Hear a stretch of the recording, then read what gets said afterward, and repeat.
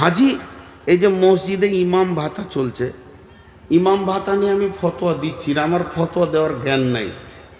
ইমাম ভাতা নিয়ে আমি ফতোয়া দিচ্ছি না, নেওয়া যাবে কি যাবে না আমার জ্ঞান নাই, ইলম নাই, ওই পর্যায় পর্যন্ত আমার শিক্ষা নাই। কিন্তু প্রত্যেকটি জেলাতে বা থানাতে ব্লকে একটা করে সর্দার আছে না, ওদের নেতা আছে না ইমাম, ও ঘোষ খেয়েছে কি খেয়েছে না, কে না খেয়েছে, ওর পেছনে যে মসজিদের লোকগুলো নামাজ পড়ছে হবে, অন্য মুফতিকে জিজ্ঞেস করে নেবেন, পাক্কা ঘোষখোর বেঈমান। অন্য একটা ইমাম সাহেব খালি বলছে নামটা চেঞ্জ করে দেন কি মসজিদটা চেঞ্জ করে, 2000 টাকা দেয়, 4000 টাকা দেয়। একটা ইমামের যদি এটা আচরণ হয়, একটা ইমাম আলিম যার কাছে রসুলের হাদিস আছে, তার যদি এটা আচরণ হয়, তা মাতাল পঞ্চায়েত প্রধানের তো হবেই। বলেন, এই জন্য আল্লাহ বলছেন ওয়ামিলুস সালিহাতি ওয়ামিলুস সালিহাতি, তোরা পরিপূর্ণ ঈমানদার হয়ে যা। লা ইয়াস্তাখলিফাল্লাযীনা মিন ক্বাবলিকুম কামাস্তাখলিফাল্লাযীনা মিন ক্বাবলিকুম, যেমন তোদের পূর্বপুরুষেরা। ইতিহাস খুঁজতে খুঁজতে উমারের যুগে চলে যা, রসুলের যুগে চলে যা। একজন বাহরাইন বিজয় করেছে, একটা সাহাবী বাহরাইন বিজয় করেছে। 1.5 লক্ষর মোকাবেলায় মাত্র 10,000 সাহাবী গোটা রোম সম্রাটকে হিলিয়ে দিয়েছে, কাঁপিয়ে দিয়েছে। যেদিকেই তারা গেছে জয় জয়াকার, জয় জয়াকার, জয় জয়াকার। যেদিকেই তারা হেঁটেছে জয় জয়াকার। আজকে কেন হচ্ছে না? তোদের ঈমানে ফিউজ লেগেছে। তো নিজের ত্রুটি আমরা নিজে খুঁজে পাই না, নিজের ত্রুটি। আবু বকর তিনি নিজের হাতটাকে নিজের বুকে মারছে, বুকে মারছেন আর কি বলছেন, আবু বকর মুনাফিক, আবু বকর মুনাফিক, আবু বকর তুই মুনাফিক। কত অনুশোচনা, আবু বকর তুই মুনাফিক, আবু বকর তুই মুনাফিক, আবু বকর তুই মুনাফিক। এটা বলছেন আর দৌড়তে রয়েছেন। দৌড়তে দৌড়তে দৌড়তে দৌড়তে নবীজির কাছে যাচ্ছেন মসজিদে নববীতে। নবীজি বলছেন, আবু বকর তোমার এত হতাশা কেন? তুমি নিজেকে হতাশায় রয়েছ কেন? আবু বকর বলছেন, দয়ার নবী গো, আমি আপনার মজলিসে বসে বসে অঝোর নয়নে কাঁদছিলাম। আর যখনই আমি বাড়ি চলে গেলাম, আমি বিবির সঙ্গে আনন্দে হেসে ফেললাম। তো আমার বিবেক আমাকে বলছে, আবু বকর তুই এখনই নয়ন ভরে নয়নের জলে অশ্রুসিক্ত আঁখিতে আল্লাহর ভয়ে ভয়ে কাঁদছিলি, আবার এখনই তুই দাঁত বের করে বিবির সঙ্গে খিলখিল করে হাসছিস। এ আচরণ কেন তোর হয়? তাই আবু বকর বলছেন, নবী গো আমি নিজেকে সন্দেহ করছি আমি মুনাফিক। বিশ্বনবী বললেন, আবু বকর বিবির সঙ্গে হাসা হলো ইবাদত, বিবিকে আনন্দ দেওয়া হলো ইবাদত, বিবির সঙ্গে খেলা করাটাও ইবাদত, বিবির সঙ্গে কৌতূহল করাটাও ইবাদত। অতএব আবু বকর তুমি মুনাফিক নও। আমার মজলিস আর বাড়ি দুটাই যদি বারবার এক হয়ে যায়, তাহলে কোনো মানুষ আর সংসার করতে পারবে না। আবু বকর তুমি মুনাফিক নও। কত অনুশোচনা। পৃথিবীর বুকে মহৎ ব্যক্তি ওই, পৃথিবীর বুকে মহৎ ব্যক্তি ওই যে নিজের বিচার নিজে করতে পারে।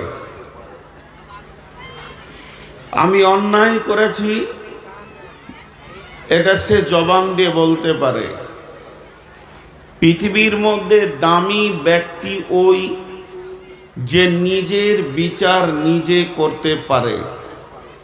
সাহাবা রাদিয়াল্লাহু মাজমাইনদের ভিতরে একে ওপরে কখনো উঁচু নিচু ছোট কথা হয়ে গেছে, বড় কথা হয়ে গেছে, কিন্তু যখন তারা বলেছেন পরে পরেই তারা অনুশোচনার জগতে পৌঁছে গিয়ে একে ওপরে সন্ধি করেছেন, আপোষ করে নিয়েছেন। যেমন একটা কথা আপনাদেরকে বলি, আবু বাকারের মতো ব্যক্তি একটু রাগান্বিত হয়ে কথা বলেছেন। সেই আবু বাকার আবার রসুলকে বলছেন, ইয়া রাসূলুল্লাহ, আমি অমুকের সঙ্গে একটু রাগারাগি করে ফেলেছি, আপনি আমাকে আপোষ করে দেন। আমার এই ত্রুটিটা, আমার এই ভুলটা হয়ে গেছে, এর জন্য আমি তার কাছে ক্ষমা চাইছি। সেই ব্যক্তিকে ডেকে বলা হলো, হয় তুমি আমাকে মাফ করো, না হয় তুমি আমাকে গালি দাও, না হয় তুমি আমাকে তোমার মতো করে কিছু একটা বলো, যাতে ওপর দিকে তুলেন, ঠিক দিয়েছেন তো, যাতে করে আমি যেন মাফ পেয়ে যাই। তো পৃথিবীর বুকে এই মহৎ ব্যক্তিটা পাওয়া খুব মুশকিল। পৃথিবীর ব্যক্তি এখন বর্তমানে কোন মিজাজে চলে? আমি ঠিক আছি, তুই ঠিক হগা। কেউ নিজের ভুল দেখতে পায় না, কেউ নিজেকে কোনোদিন আয়নাতে দাঁড়িয়ে দেখে না। আজকে চায়ের দোকানে বলেন, মার্কেটে বলেন, বাজারে বলেন, বাস স্ট্যান্ডে বলেন, বাসের সিটে বসে বলেন, ট্রেনের সিটে বসে বলেন, সারা দুনিয়ার সমালোচনাতে ভর্তি হয়ে যাচ্ছে। কিন্তু আমি যে ভুল করেছি, আমার ভিতরে ভুলে গাদা আছে, এইটা কেউ খুঁজে পায় না। শেখ সাদি আলাইহি রাহমা বলছেন, তোমার হাতে 5টা আঙ্গুল। কত সুন্দর কথা! একজন বড় দার্শনিক বলছেন, তোমার হাতে 5টা আঙ্গুল, একটা আঙ্গুল লোকের দিকে দাও। যখনই তুমি একটা আঙ্গুল লোকের দিকে দিবে, আর একজন ওপর দিকে চলে যাবে, আর 3 জন তোমার দিকে আসবে। তার মানে ই বদ, উ চোর, মা বোনকে বলছি, ওই মেয়েটি খারাপ, ওই মেয়েটি নোংরা, এর চরিত্র খারাপ, ও খারাপ, এ খারাপ। এই লোককে খারাপ দেখছে যেটা, সেটা একটা আঙ্গুল, আর নিজের বুকের দিকে রয়েছে 3টে আঙ্গুল। সে যদি 4 আনা খারাপ, তাহলে তুমি হচ্ছ 12 আনা খারাপ। আর একজন বলছে, আমি সাক্ষী আছি, ওপরে আল্লাহ আছে।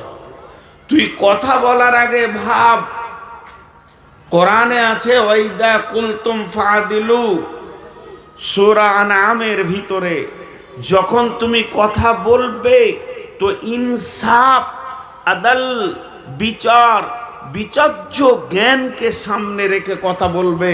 কারণ ও খারাপ যে তুমি বলছো, একটু ভেবে দেখো, ওপরে আল্লাহ আছে, আর আমিও সাক্ষী রয়েছি, ওপরে আল্লাহ আছে, আমিও সাক্ষী রয়েছি।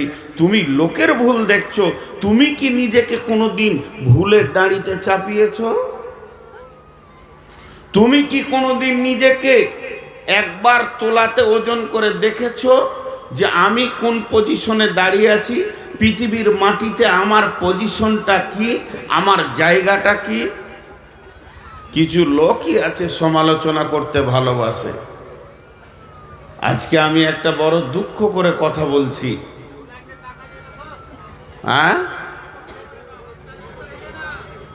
দাঁড়ান, এখন বানতে দেন, সবর করেন। তাহলে আমার সবর কতটা? আপনাদের সবাই মিলে ভাগ করে নেন, আর আমাকে 1-2 দিয়েছে। তাহলে চিন্তা করেন, এইগুলো যখন বাঁধে তো বিবেক থাকে না ওদের।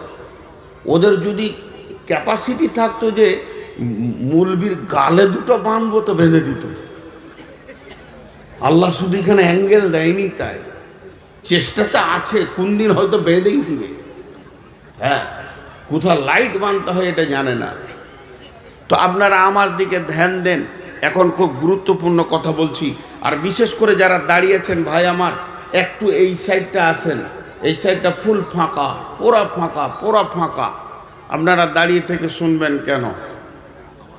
আমি কোরআনের আয়াতের লক্ষ্যে এগিয়ে যাচ্ছি। সবাই খেয়াল করেন, সবাই খেয়াল করেন। আর বসেন, এত তাড়াতাড়ি পেশাব পায়খানা লেগে যাচ্ছে, তাহলে কি করে কি হবে?